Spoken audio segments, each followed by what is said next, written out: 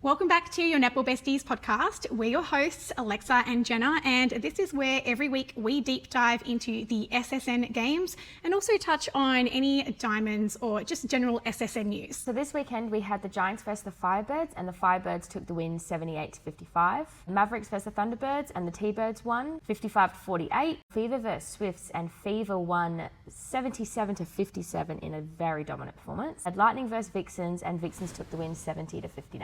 Tipping update, how'd you go? I got 4 for 4. Did you? Oh, I got 3. I got 4 for 4. I was actually, the one thing that I was on the fence about, it was Lightning and Vixens. I was like, if Lightning can just get it together. And they looked promising, but then I thought, you know what, Vixens just have the never say die. They won't seem to die. So, well, I was a bit hopeful for the Lightning. Yeah, I tipped Lightning for that game. Do you know what? If they had kept going the way they were going, Anyway, we'll get to that. We will get to that. I wonder what Kath Cox did the exact same as me, so we're even now. Oh, there you go. I don't know if you guys should be listening to the No Drill podcast as well, but they have the tipping and I'm in the group with Coxie and the girls and we are tied for first, but she's beaten me on I think percentage, I don't know, slight percentage, or maybe she gets in faster than me. So whoever wins, does that one buy someone dinner, or how does it work? Surely we're going to figure that out. Fly me over to Sydney. Yeah, there you go. Netball news, not a huge amount, but I guess we do need to touch on how unlucky a lot of the Kiwis have been so far in the SSN season. We have 3 injuries now, so no update on Jane Watson, but we do, of course, have Maddie Gordon. That happened a couple of weeks ago. She's out for a few months. And then, unfortunately, an hour before the Firebirds game, we found out that Kelly Jackson is out. Look, there's still question marks around the details of it. Yeah. I think we're being vague for a reason, it almost feels like. Strategic, I'm sure. Oh, yeah, there's no doubt, yeah. But essentially they're linking it back to the accidental elbow knock that she got in round 2 against Lightning, wasn't it? So even though she played round 3, so I don't think it was a break. It's not a nose break, we don't think. No, and she didn't look bruised or anything when you saw her at the game. You'd be expecting black eyes if it were a break of some kind. So I think what you thought it might have been was some kind of delayed concussion or something like that, yeah. So obviously we're hoping that she's back and ready to play for round 5. And, especially when there's no answers around the injury, it's concerning. You obviously you want to make sure that the players are all good. But during the Giants game, we had another Kiwi go down. Bit of friendly fire though. This is Jane Watson. So there was the warm up on the court before the game where was it O'Brien she knocked into? Yeah, I think they sort of just collided and collapsed. And then later in the game, she did hobble off, and then I think there was ice on her calf. Well, that's what confused me. They strapped her knee. Oh, she did the injury. She had her knee strapped in the game, and then when she ended up coming off at the game, they took all the strapping off and they had the ice on her calf. Bit concerning, just because when Dylan Nexhip was commentating on the sidelines and when he was chatting to camera, I think he said from memory that he thought it might be more serious because of the ice on the calf. God, I hope not, because these Kiwis and their muscle injuries, they're not the injuries you want to do. Very, very concerning, obviously, for the Silver Ferns ahead of the upcoming Commonwealth Games as well. Definitely, yeah. Like you said, that they might take back their permission for them to play in the SSN if we keep knocking them out. And I think we can all agree that Giants just cannot take any more losses from their experience. They need Jane Watson on the court. But we'll touch on that. So I wanted to do an update on our top 4 prediction because, doing a top 4 prediction is all fun and shits and giggles when, before the season even starts. But let's be real, there've been some surprises. Yeah, I think you say that, yeah. So we want to update where round 4's done. I feel like it's a fair enough rounds to kind of get, not everyone's versed everyone yet, but we've got enough of a understanding, I think, a vibe of how the teams are going. So we're only making one change to our top 4. So if you don't remember, our top 4 originally, before the season started. In no particular order. Yeah, that's right. So we had T-Birds, Fever, Lightning and Swifts in our top 4. So I actually want to I think we both want to swap Swifts for Mavericks. I think so. I think they're going to be a bit of a wild card, Well, we'll deep dive when we get to the Mavericks. Yes. Because, as everyone in Australian culture, we do love an underdog. And so we are backing that underdog. Yeah. But also, this is our updated top 4 officially. Yeah. But let's go into the first game of the round on Saturday. This was Firebirds versus Giants. So just a little bit of a disclaimer in regards to the Giants. There has been so much talk around the Giants. Obviously things are not going the way they would like. And I feel like for 3 weeks now, us and every man and their dog has discussed the issues going on with Giants, and I feel like unless we can add anything new, we're essentially just repeating ourselves and essentially in I don't want to add to a pylon or like with my content specifically, I don't want to create a platform for that pylon. There's definitely a lot going on the internet, and each to their own. But personally, I don't create or engage with content that is just about shitting on clubs or players. It's not always about the clickbait titles and, the strong opinions. Like you said, we're very aware of what's going on and what good is it actually going to do. I'm sure Giants are very aware of what's going on and what's being said. So yeah, no one's going to be more aware than the Giants about what's going on, within their dynamic and perhaps what's working and what's not. So, unless anything new happens and unless we can think of anything that's actually constructive or interesting and unique, perhaps to add to the conversation, I feel like there's, no point. In regards to the Firebirds, so an hour before the game, we got the news of Kelly Jackson not being in the lineup. Although not overly concerning, I think, Ruby and Shearer are more than capable in regards to who they were versing this week. We didn't see Elsa start for Firebirds, which fair enough, she might not have started, but I was actually really disappointed that Kiri Wills didn't even put her on for the 4th quarter, because yes, Mary was doing well in against a fairly battered defence and within the Giants, but Firebirds did have a lead, and I don't know, I feel like at that point, isn't that when you put Elsa on and get her SSN minutes up? Yeah, I think so. I think she has shown that she deserves some court time now. Why would you not invest in her? And also when it was a very decent win too. What do you really have to lose? We were seeing things that we have been seeing from Mary, missed shots directly under the post, things like that. So why not then turn to your bench and develop that talent a little bit more? I noticed she was wearing ankle braces. That's right. I saw, because when they're in the huddle, and I saw she was wearing ankle braces. And the only other player that I've seen wear ankle braces, Lauren Frew started wearing ankle braces. Lauren Frew, and I'm like, they're my ankle brace twinsies. Yeah. Trust. We love ankle braces around here. We do. Whether you have a choice or not, I don't. No, I just couldn't be bothered with the strapping. Oh, I must say, I was such a pre-ankle recon, such an avid ankle strapper. But then post-ankle recon, and my surgeon was like, no, you need to wear the ASO brace. ASO, you should be sponsoring us at this point. You should sponsor us. We need all the ankle braces we can get. Game 2. Now, this was a game I don't think anyone predicted. I mean, everyone did think that T-Birds were going to win because they, as we've said 1,000 times, they are looking so strong. But I don't think anyone expected them to win like this. Credit to the Mavericks. They had T-Birds sweating.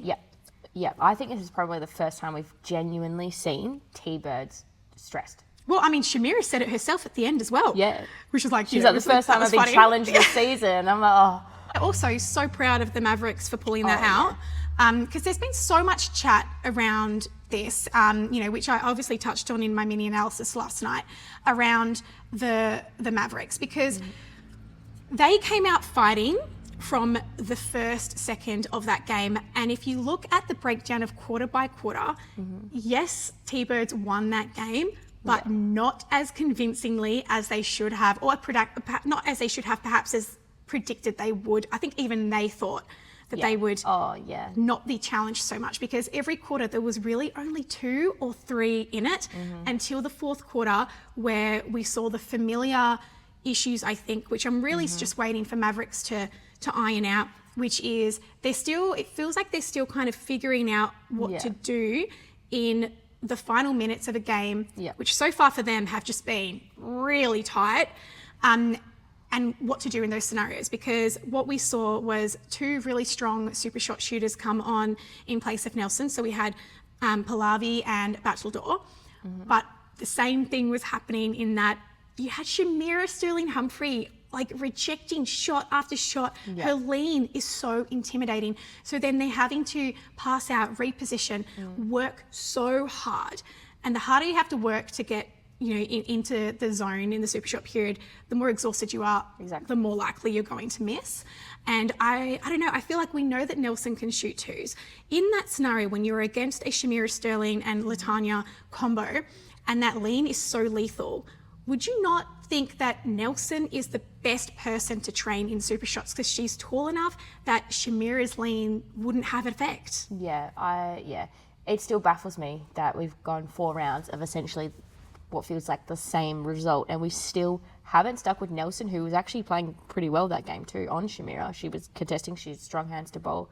But also one thing that we see, especially with the Vixen shooters, Kira Austin and Sophie Garbin, why not? If you see your shooters getting intimidated by the shot, block them, stand in front of them, prevent their reach, because the T-Birds love to jump in the defence. So why not do that? And that immediately takes a little bit of pressure, because we saw Riley getting a bit intimidated again. And then, like, I think it was that towards the end of that game, the passing, pass, take the shot, turn and shoot, turn and shoot, turn and shoot. I imagine the strategy is exactly the opposite of what you're suggesting there, is because the whole point of having the 2-point shooters both is to then split the defenders and then to have another option in the circle, but then you don't have anyone doing the screen or the block. But the only thing with that, I think it might be smart going in, but at what point do you go, this isn't working, and adjust? Because especially people like T-Birds, they want to block the shot. They are known for the block shots, the rejections. Why not adapt to it? It's interesting. I feel like week after week we are saying the same thing as to why isn't Nelson being used in that super shot period. I feel like in scenarios like this, when you're working to what defensive unit are you specifically up against, what's going to work best. And in this specific scenario, after you've seen Shamera blocking and rejecting shots all season long, and she's already done it multiple times in the duration of the game, you know that's exactly what's going to happen. And I feel like that's unfair for the girls to put them in that position. Or we should be practicing a step back to get that few inches away. Yes, it makes it even harder getting that 2-point shot, but otherwise, what are your options? Because as a shooter, when someone's jumping at you and you've got to think, oh, they're going to block it, you're immediately put off your shot. So I would like to see them just sort of tweak it, you know, like going into a game with the T-Birds, you have to, you know, their defensive style. A lot of positives to take from that from Mavericks, though. I hope that they are so proud of themselves for what the pressure, because Tanya Ops looked stressed. Yeah, which is good. You want to see the opponents looking stressed and the coach looking stressed. But yeah, I think Mavs are building so well. And like they could really, really be a wild card come final. People seem so confused as to why people celebrating a losing team so much. And I feel like that it's the most short-sighted thing to look at, because like I said in my video last night, it's that you have to look and analyse on how a team loses just as much as how they win, right? Because your losses are what you're learning from. And the fact that the Mavericks have lost, they've lost well. They've lost well. Like they have challenged last year's premiers into extra time and a 1-goal win. Right after, and then right before, then the strongest team yet, back-to-back premier team who look even stronger than they were when they were back-to-back premiers. Challenged the shit out of them. Exactly. So I think there are some really good takeaways for them. It's just probably closing games out is their biggest focus. But 100%. But also there were some times where Mavs they just couldn't maintain a lead. There were a lot of stress passes in there. But then we actually did see the same from T-Birds as well. Some loose ball just right over the baseline. And I actually want to say as well, I know that obviously Tara being out with her ACL injury, a lot of people were like, oh my God, what are they going to do? Jessie Granvold. Oh my God. What a game from her. Absolute. I also think that was the first time we have seen Elmarie Vanderberg consistently challenged throughout a game. She was fumbling shot, falling out of court, missing it.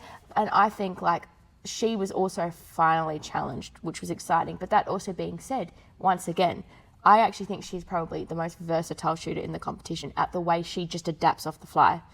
And that beautiful shot falling out of court behind. Wow. It was just poetry in motion, as they say. Well, the net points for the Thunderbirds is by far the lowest that they've been kept to, specifically Georgie Horges, one of the 35. That is unheard of. I think when she was moved from wing attack to the goal attack, I think that's when we saw this game actually ended up being defense against defense. That is who won this game, was whose defensive unit was the strongest. And unfortunately, it's going to be T-Birds at the end. Yeah. But that's what it felt like, because the turnovers and the pressure in the shooting end on Thunderbirds was really, really impressive. This was probably I would say the best game I've seen Kim Brown play as well. Yes. Yeah, I would agree. I thought that, her combination with Jessie was really great too. Now let's talk about JLP versus Kate Heffernan, because we have seen JLP so far flying through this competition, just cleaning up, picking up all those net points from everyone else. Not even breaking a sweat, looking good while she does it. If only. This was the first game that things did not go to plan for JLP. But having said that, it didn't affect the overall success of the team going forward. They were still working well. So even though the net points were affected, I think, with some wayward passes and things like that.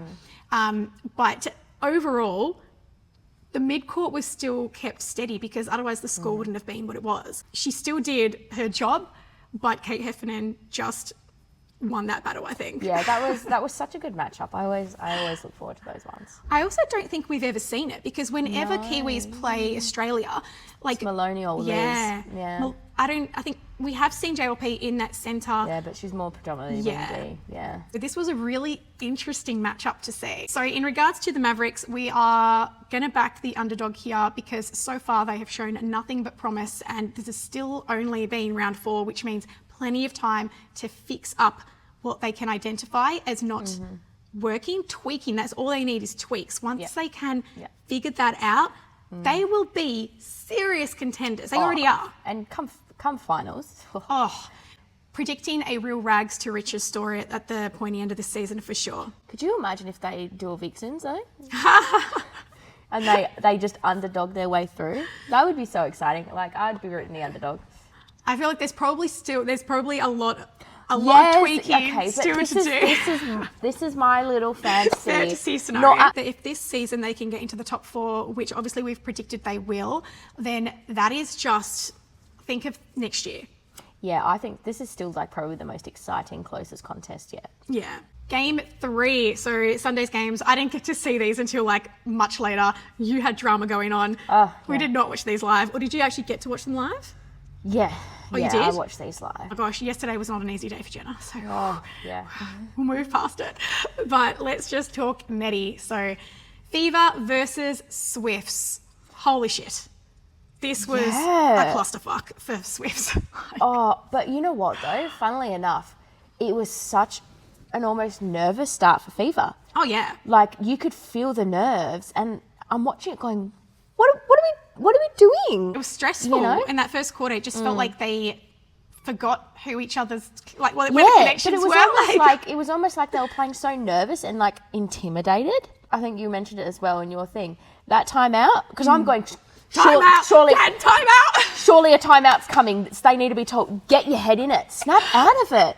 And then as soon as the timeout called, I was like, oh, Fever, and it was Swifts, and I went, oh. I thought the same thing. Okay. I thought the same thing, but they did Fever a favour. You know what? Yeah, because I think that was just enough for Fever to go lock in. As soon as they re-established connection, made some tweaks on the gameplay, then it was just like... Well, then, we saw Swift starting to have turnovers, rushing passes, you know. Yeah, we essentially saw them go from a 7-goal deficit in the first quarter to then finishing the quarter 16 all. That is an epic comeback. Yeah, definitely. And then it didn't end. Essentially, it was an annihilation from then on. Yeah. And the Swifts just could not connect. Now, but I just thought of this now. Taylor's oldest time, though. Well, that's just the thing. Like, obviously, there was no Clow. That was an injury out right before. That was a very late out as well. But hear me out. Hasn't been Clow's best season. Not sure. I would have to agree. And I'm wondering, perhaps that's an ongoing thing. I didn't actually see what the reason was. The thing with Swifts, as I was watching this game and obviously seeing like them have to rely on the super shot and Houseby and how she has always been like such a star super shot shooter, not so far this season, or she's not the top of the super short leaderboard at the moment, but I was thinking, have we ever actually seen, quad for Clow. Have we ever actually seen Swifts be like that successful on getting ball back in defence, or have we just seen Swifts win a lot of the last couple of seasons games on the super shots? I agree. I think they were known as the clutch super shot team. Yeah. But even I think Mavs defence are quite heavily penalised, but Swifts, if not, are even more heavily penalised. They're quite a known heavily penalised team. So they're spending, when you're so heavily penalised, you're spending that much time out of play. What effect are you able to have in the game? Just thinking as I was watching it in regards to the super shot reliance, which, you know, I mean, whatever, if a team needs to rely on super shots, whatever, as long as you're doing it well, like it's a tool that everyone has access to. So it's up to you how you use it or when you use it. Like I said, I don't think there's any moral higher ground in saying like, this team won without super shots, because it feels like when people say that, and this really irks me when people like, oh, that team wouldn't have won if they didn't have so many super shots. It's like, well, super shots is part of the game. It's the rule. It's super netball. Yeah, and it's like it's the same excuse kind of font as saying, Fever only win because of Fowler, or it's only because they've got a tall holding shooter that they win. It's like, pick one. Which one are you going to complain about? Yeah. Is it the fact that they've got a super shot shooter and they're using that toolbox, or or is it because they've got a tall holding shooter and they're winning on the 1 point game instead of needing to rely on a super shot? Like, it just feels like whatever excuse suits your narrative. Yeah. At the end of the day, the teams will have the same rules to work with, and it's up to them to figure out what their strategy is. But it's an even playing field in regards to how you recruit and what you choose your strategy to be. In regards to the Swifts defence, though, we did see Alice Tignell getting a lot of attention. It was probably one of her more quiet games. Yeah, she was benched for a bit. But hopefully it's not because of anything else going on, and it was just an off day, you know. But I did notice that she was almost getting triple teamed by GKGD and WD. They were all focusing on her, especially poor Glasgow getting absolutely beaten. It's almost like the defenders' main go-to strategy with Glasgow is to smack around, body that bitch out of the circle, rugby in there. To her credit though, the amount of work that she was doing, that would have been exhausting. The amount of work you're creating to get that ball into the circle, and while taking hits left, right and centre. Let's talk about Romelda, because girl looked like she didn't break a sweat.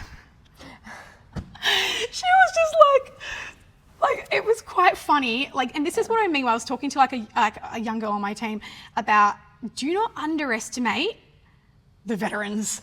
Because what they might lack in speed and agility and youth, they will make up for in smarts. Didn't she break the high score record almost that Fowler's previously set? Oh my gosh, she's just been smashing records every week. Which is kind of crazy, because then you watch it and you go, oh, she missed the shot.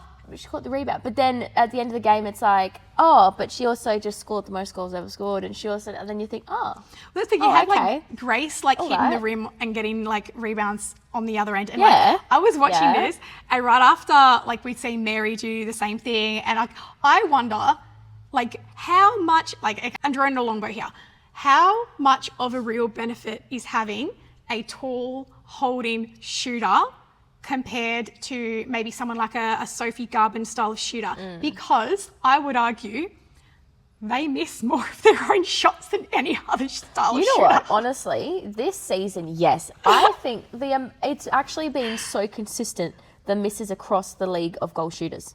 Yeah. It's been consistent every single game. You can guarantee there's going to be a few.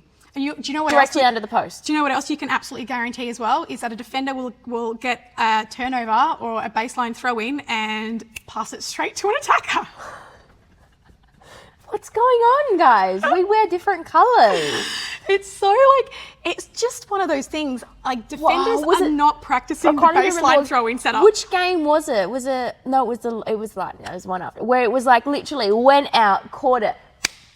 I know. Did you do that on purpose? Because it almost looked intentional, the way that player caught that ball. It's the other thing as well that I noticed, shooters specifically, the tall holding style of shooters, when they're now having to do perhaps a pass out to a shooter to get into the 2 point zone, the shooters, they look like they've never passed a chest pass before. Like, do you know, like it's almost like a hot potato. That's like grassroots stuff. It is like a hot potato. Like when you see like Grace or even Romelda, and they're now having to be like, oh, I've got ball in hand under the post, but I can't take this. I need to pass it out. Hot potato. It's just so funny how like the change of like the super shot has just challenged netball, like traditional netball skills and areas of focus in ways that I think we'd never expected. Zoe come back, which was exciting. Yeah. I really actually liked the twins combo on the court in the wing So A and the good. centre. I thought it was such a good zippy little thing. And you know what it goes to show? Like, Dan's not afraid to bench when needed, which some other coaches could learn from that. I agree with you. It paid off because Yeah. you know what? Sometimes it's just not your day. And that's fine. And exactly, and it's completely fine. Somebody who is a consistent overachiever like Alice, girl, She can have an off day. enjoy a Powerade on the side and just sit back and relax. Like, you have earned it. So much attention was given to, like, even Lambden trying to block out Glasgow, that Jordan was absolutely free as a bird. Like, Grace White as well, she was having a good game in wing attack. But I feel like as soon as they changed her to GA, and then they changed it all around, that also completely shifted as well. Yeah, and that's the thing that the commentators talk about Grace White and the Grace Squared connection, essentially, because it's worth talking about. It is a very impressive connection. I think someone said they're quite close off court as well, which makes sense. So she has such a precise and confident ability to feed Grace Wecky exactly where she wants it fed, and it's got an extremely high success rate, to be fair. The thing I mentioned in my mini analysis as well is that it reminds me very much of just like the energy of youth and how you just like the speed that you just are acting on instincts, and that works well, but not always. Yeah. Whereas so we saw the issues arising when she was trying to essentially use that same speed of releasing the ball in general, passing around the attacking end. And the Fever defenders just had her read like a book. Yeah. They knew that she was going to release immediately. They were able to put a hand out immediately. Yeah, and that's where experience comes in. Yes, because when you have someone, let's take Alice Teague-Neal as the perfect example, or like a Liz Watson, right, in that feeding, attacking position. They know when, like, this is where the experience comes in, right? They know when it is a moment, like JLP when she did that real bullet pass down to Pallavi from mid-court straight through thread the needle. Pallavi, gorgeous. That was experience, because the rest of the time you'll see them take a breath and assess the situation, which is the better option to take. So it's one of those things where it's like, using it as such a superpower of youth and natural instinct, amazing, and then a little bit of experience of knowing timing of when to use it. Yeah, no, I would agree. Having said that, Grace White, amazing. She's playing really well this year as well. Low-key saving the Swifts attack end at the moment, because that connection that we have not seen Where for a while. once again, Grace or Housby. Yeah. Can't seem to have him firing, and Housby's actually spending more time on the bench these days. Yeah. Alarming. It's alarming. It is alarming. But it was quite interesting because both sides were playing with such a similar setup. Like the first half, it was the same thing. It was lob to the tall holding shooter. The other thing in regards to like youth versus experience was a perfect example of, just like you said, they had very similar setups, was watching Grace Wecky versus Romelda and how different they approach their game. Whereas you see Grace able to do high jumps, take the ball really Land strongly. on the toe split. All this really impressive athletic movement around the circle. And then you see Romelda doing none of that, but also no turnovers. Yeah. No offensive contacts. Yeah, so doing just enough. Doing just enough. Yeah. Yeah, and it was interesting to see like just the two differences. But I've actually really liked seeing the difference and improvement that in Grace Wecky's positioning. Clear Joe Harton all over that. That's always what Grace Wecky just needed, experience with, because she was young. She had all of the raw goods, all of the athleticism, all of that ready to go.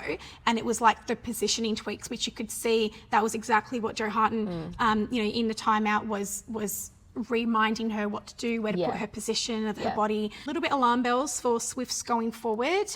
Definitely concerning for how things just haven't seemed to gel at the moment. Very positive views though for the Grace Squared connection. I think that's going to be something that they're going to have to lean into essentially moving forward. Are we potentially going to see a lot more of Helen Housby on the bench if essentially Grace Weki is where they want to invest the future of Swifts? And I actually think that's what the question's going to be. Yeah. Who are we investing in? Yeah. Time will tell, but Fever looking strong, girls. I mean, nail in the coffin, super shot on the buzzer from Sasha Glasgow to lock in a 20-goal win. Smashed it. Interesting to see what they might discuss or chat about, the fact that they didn't start well though. No, but the thing there? is though, the fact that they were able to, in that game, turn it around so quickly. Yeah. And that's exactly what you want from your athletes and from your team, isn't it? Is that to be able to identify, to understand what the coaching team is telling you needs to be adjusted and to essentially deliver exactly what you're told. All right, final game was Lightning versus Vixens. Our most anticipated game of the round, I think we said. The game that lost me my tipping. The game that got me 4 for 4. Look, this was definitely a coin toss though. Yeah, 100%. I think going into this, you really thought, it's just one of those things where it's such a big, if Lightning can just get it together, we saw such a strong start. Well, this is the thing. I think the weeks before, what we were highlighting of what was perhaps not working fantastically for Lightning was that the new connections building between Cara being now essentially the starting GA for Lightning. I think we're just going to, I think we can understand that this is the starting shooting duo. And we questioned it. We absolutely did, because it didn't feel like it was like hugely strong. But my gosh, they have proven everyone wrong, because this week against the Vixens of all people, they actually thrived. So it wasn't the shooting end. It wasn't the combinations that was the issue. As I put in my mini analysis as well, I think the issue was a little bit of the coaching instruction that happened when they felt too comfortable. So early in the game though. So early in the game, they were told not to take the twos, not to just kind of, to kind of like relax, we've got this, it's fine. And what was control. It like quarter one? Yeah, look, it was early. I think it might have even been the second quarter. I think Lightning had a very strong control of this game. Yep. But if you're going, like, oh my gosh, never ever underestimate the comeback queens. No one comes back like the Vixens. Yep. Historically, no one comes back like the Vixens. Quite literally, yeah. And so the idea of not putting your foot down. Yes, and that's what I kept thinking as well. Even in regular time, foot down, blow the lead out in regular time. Kira got 7 super shots for a team that historically you would say has never had to really lean into super shots that much. Sometimes when they bring Lily Graham on, but overall they have always been a fairly 1-point steady winning team, like similar to Fever. Yeah. But this is the thing that we're seeing so much from the Vixens is pros and cons. The pros is that they are tenacious as fuck. Yep. Those girls get it done. They get it done. No one has like the drive of the Vixens to win those games. Whereas, even the ability to just weather the storm. To weather the storm 100%. They don't lose faith in themselves. They don't drop their heads. They're able to stay so focused. They could be, we're 10 goals down, guys, but we're still going to win this. 100%. And we've literally seen Maloney say that like in huddles. Yeah. Like that is so part of like their culture in that they do not give up. They truly believe in their ability to win. And that is what gets them over the line. Yeah. The issues, I think that the areas of concern for Vixens, and I think this is why we didn't have them in our top 4 originally, is what we're seeing, the fact that a lot of their games, I think 3 of the last 4 rounds, they've won by the skin of their teeth. Yeah. They have not won consistently and convincingly, no. Yeah. So and why? Why? Because they are predominantly a diamonds team. There's not a new combinations to build on. What is happening that is causing them to have to be the comeback queens? Really uncomfortable position to have to be in constantly. Being on the edge of your seat, being, having to grind out games and not ever being able to establish a big enough lead. Definitely, I think alarm bells for Vixens is to identify why are they starting their games not well. Yeah. Like they finish their games amazingly. Yeah. And once that momentum shifts, my God, does it shift? Yeah. And I love that they have Zara Walters to come in. She goes into wing defence. She goes into wing attack. Yeah. That speed that they inject really made the Lightning defenders, who were overall dominating that circle, it really it screwed up whatever they were doing, because that added speed, the lack of hesitation on the feed. So many things happened in this game. Is it concerning for our starting Diamonds duo slightly? Because there's no super shots in internationals? No, but we actually also did see, I really think Bruce was really getting the better of Garbutt in there in that start of that game. The defensive pressure was really on there. We saw them getting very visibly frustrated again. The defensive duo with Karen and Courtney, we've spoken about a lot, because there have been teething issues, too many cooks in the kitchen. They're both leaders, they're both co-captains. But really liked what I saw from them mostly in this, except for when they're getting into each other's space. Exactly, and then you can see, and that's when more words are exchanged on court, more, you know, and that's, once again, too many cooks in the kitchen. And like, there was a few times there where one of them would get the tip, and instead of trusting that the other player had the backup to pick up the loose ball, to pick up the deflection, they were both going for it. And I think on one specific occasion, they lost the ball over the baseline because they were both going for it, instead of just like having that, you know, that trust. Other than that, loving this defensive unit. I think so. And like, once they click and they finally build that trust, they're going to be absolutely unstoppable. Yeah, I definitely don't think it's alarm bells for Lightning just yet by any means. I think Liz Watson just like, mate, does she have a bad game? Like, honestly, she's just so consistent, and so much so she just gets on with the job that it's like kind of almost... She's one of those Maloneys, those Alice Tigneals, those Shameras, where someone's best game is their worst. Like, that you have such high expectations because they're consistently overperforming, sort of 100%, that it's almost like you're just so used to them doing what they're doing well that you almost like don't notice it. Exactly, and they just like get on with it in the background until someone's like, oh, look at all the net points. That's like, oh yeah, cool, that makes sense. Yeah. Do you know what? Gabby Sinclair coming on in this game felt little cruel. A little cruel. Unfair. It felt forced, again, because all of a sudden, with those super shots that Kira took, Lightning's comfortable lead, I think they were overly comfortable with, completely disappeared in the blink of an eye. Yeah. In a course of 2 minutes. Well, this is her first touch of a Super Netball competition in a couple of years now. Yeah. And throwing her out there into the deep end was just not the move. And as much as I was willing that shot to go in. But we've seen that again and again. We literally spoke about this last week in that how successful is having a impact super shot shooter worked out for anyone. Yeah. Bringing someone on cold for the most stressful minutes of the game. How well has that worked for anyone? I'd sticking to this. I don't think it's actually worked out that well for anyone. No. Maybe occasionally you get some in, but consistently, no. Like Gabby did well for Mavs that 1 year, and I think it's their first year. Yeah. But other than that, I don't think so. I'd like to see her have more minutes in this competition than just being brought on. I still would, when Wallam's getting out-muscled and it's getting blocked up, I would really like to see Kara back in GS and Gabby in GA, and that's something we still haven't yet seen. Definitely an option they need to invest in, not necessarily in this game. That definitely wasn't the area of concern. I think that Kara and Donnell should have 100% been leaning into those super shots and putting the pressure, extending that lead while they had momentum, while they had confidence, and while they had no pressure on them. Having to chase super shots later is not what you want to do. And be missing. Yeah, exactly. But also, this was the defensive setup of Donnell's dreams. Right? Because the Vixens defenders, they are not the style of defenders who are pushing on her body, out muscling her off balance, off the baseline, which we have seen a lot this season. And they are very much you saw grabby. They're Rudy Ellis, she has elevation. She's coming out of the circle, trying to get the pocket balls. They are not heavily muscle heavy type of defenders, which is Donnell Wallam's bread and butter. She was having the game of her life.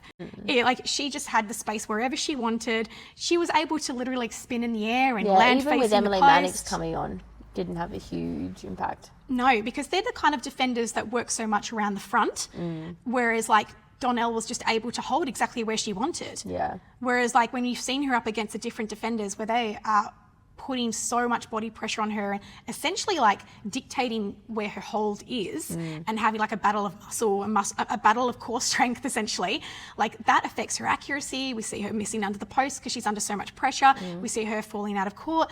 Like this didn't happen this game, I think, other than one occasion. Like she actually had her position exactly where she wanted it. And Kyra Cronin, my God. Yeah, I think she's really coming into her own now in GA, which is with Com's game selection coming up. Yeah. This is the time to do it. I'm so proud of her because like I don't think I've ever seen a GS who's a diamond starting GS. Like predominantly that has always been her credentials that we have seen her in her professional career, to now be adding like this far into your career and already being a diamond, to now be adding like another feather to your hat, so to speak, and not just be playing GA, but be playing GA really well. Yeah, kudos to her. She's taken on criticism that she was getting and she's, improved her game, and that's what you want to see for anybody. I would say if I had one criticism of her movement around the circle, that I think what the glaring sign that she's a GS predominantly is, and it's her footwork around the circle. So when she's landing on the wrong foot. She's landing very hard. There's no flow of movement. There's no almost like preempting of where the next position and drive, or the setup, I should say. So it can sometimes feel a bit heavy-footed on the land around the circle edge. And that's what I would say is the only tweak I would put. Yeah. But other than that, 5 stars, girl. I think also the difference in the coaching style, I feel, is very evident for the Vixens as well. We obviously have Di Honey. It was adorable. Like, she's so short, like compared to the girls that that when they were like listening to her in the huddle, like you just saw them like bending down. I was just like, oh, girl after my own heart. That would be me, the shorty. I guess like what we saw perhaps last week in regards, I don't know, I feel like they're still finding their footing in regards to who has the upper hand in the dynamic of Di Honey being the assistant coach and now head coach, and then essentially a premier winning team of diamonds who feel like I imagine very confident in their abilities. So I feel like it would be quite an intimidating job to be elevated, to step up, and then I don't know, I guess like make your, what's the word, authority clear in regards to, like, I don't know if maybe that's what we're seeing, a less commanding energy in regards to telling the girls what to do. Yeah, I think it's very much feels like dipping the toe in, finding the feet. Like not wanting to kind of like come in and just like bark orders and things. Yeah, but not saying anything like huge needs to be changed, but you should feel free to change things. Yes. Well, I think that was kind of maybe what we noticed last week when, Kira Austin was not having a great game. And was it last week against Mavs? Yes. That's when, So last week against Mavs, where we saw Kira Austin not having her strongest game. And I would say that historically, Simone McInnes would have put Lily Graham in at that time, as opposed to trusting the girls to figure it out, because essentially, did they figure it out or did they win by 1 goal in extra time? Exactly, yeah. I just think in that regard, perhaps starting 7 was left out there instead of perhaps taking a little risk and giving Lily some time. Yeah. And like we said earlier, sometimes it's just not your day and you need to be benched. And that's fine. And it's so fine. Oh my gosh. Like everyone's allowed to not be perfect sometimes. Like our diamonds are all pretty incredible. Like you're allowed an off game to not be perfect. Just some observations. Obviously, we might be completely wrong. Maybe she's an absolute sergeant behind closed doors. Next week we have Swifts versus Vixens, Saturday. Okay. Well, I'd say Vixens, yeah. We have T-Birds versus Giants, which I'm hoping this will be an opportunity for T-Birds to have a run out of training partners, get some more experience in that court time. It's again an opportunity for Giants to also work on some of their connection, because we did also see the T-Birds be challenged. There will be some different things that they might want to work on in combinations. Good point. Then we see on Sunday Lightning versus Mavericks. That will be a good one. That will be a good one. I want to tip Mavs. I just want Mavs to just get it done, because we saw Lightning take the foot off too early. They have also had teething issues before with getting it done. Will Mavs have finally learnt by round 5? Well, when we're talking about defenders, this means that Donnell Wallam is going to have Jessie Grenvold on her. So I think Jessie Greenwald might actually have the upper hand there. I think so, because she actually did so well on Vandenberg. And she's like a pestering body on defender. Yep. That doesn't work well for Lightning. That will be really exciting. I think I'm going to be with you. I think I think this is the I think games it'll be for Mavs. close, but I think Mavs can hopefully get the job done. Yeah. Pending the right calls are also made. In the shooting circle at the end. Yes. And then we have Fever versus Firebirds. Oh, okay. So, yeah, I think we'll be tipping Fever for that. Yeah, I think we'll be tipping Fever for that. RAC, home crowd, two things there. Do you reckon I should wear pink again? I'll wear green. I think you should wear maybe green or something for that game. Well, that's okay. I'm not torn there. I'll definitely. I'll be all Fever at that game. Well, they've got unless Jackson's out and Gordon. I hope not. Hey. Yeah, I feel for these Kiwis coming to the comp, which is an interesting thought to me, because we have also seen so much talk around like fitness and things like that. We know Netball New Zealand have always been going on about fitness standards and how some players aren't actually making the cut for Ferns because they're not. Oh, that was a big headline a while ago, wasn't it? Yeah. And this is now the fact that we're having so many muscle injury. Would it be a thing of like a conditioning? They haven't quite yet acclimatized to the conditioning required for the SSN environment. It was funny. I think Whitney Souness was quoted a little while ago as saying that this was like a really long preseason for them. Yeah. If this would be a perfect game for maybe, I don't know, Ruth to come back too, that would be really exciting because... Didn't she hit round 4? She said round 4 sounded like a good number to her. So this tells me it has to be imminent. She's been consistently training for weeks. Imagine her in the circle against Mary Chollock, her elevation alone. Firebirds, put Elsa on the court. Please. This girl is without a doubt the future of Diamonds. We need to see more of Elsa on the court. We need to see more. Yeah, I totally agree. See how like the smile lines are really deepening? This is what's getting If I do this, look at this, look how different that is. Yeah, but you can Botox that away. But like, I have Botox here. I've never had that though. No, I haven't. Oh, I know. Welcome to aging. But I'm just like, I'm starting to this slight little lift. How I didn't notice the order I get them, all the dimple lines are coming in. Oh, it sucks. Aging sucks. Thank you so much if you are still listening at the end of this episode. If you haven't already, please give us a 5-star review on Spotify. Share this episode with your netty loving friends. That is how we grow. So thank you so much to everyone who already does that, and have a great week, and we'll see you after round 5. Yeah.